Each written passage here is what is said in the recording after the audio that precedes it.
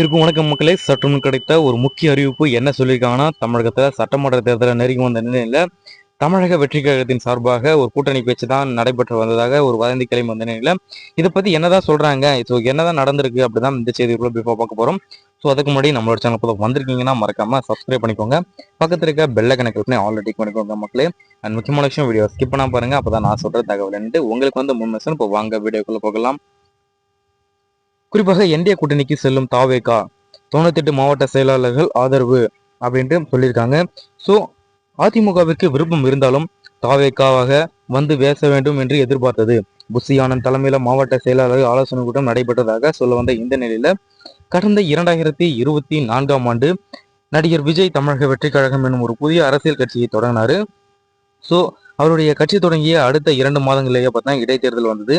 ஆனால் தாவேகா அதில் போட்டியிடவில்லை. தொடர்ந்து நடந்த நாடாளுமன்ற தேர்தலையும் போட்டியிடவில்லை.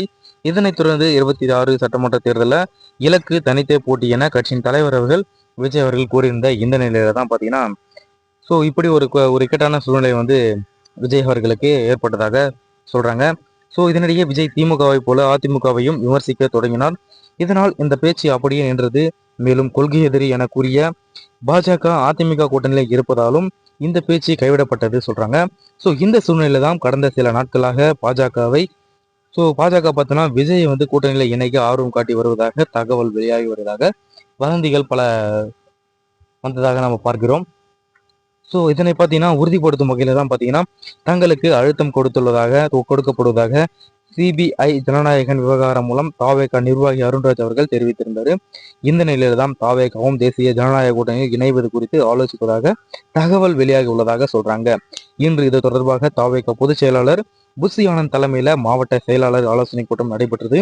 இதுல தான் பாத்தீங்கன்னா 132 மாவட்ட செயலாளர்களில் 120 பேர் பங்கேற்றதாகவும் 98 செயலாளர்கள் தான் என்டிஏ கூட்டணிக்கு செல்ல ஆதரவு தெரிவித்ததாகவும் தகவல் வந்து வெளியா இருக்கதாக சொல்ல வராங்க.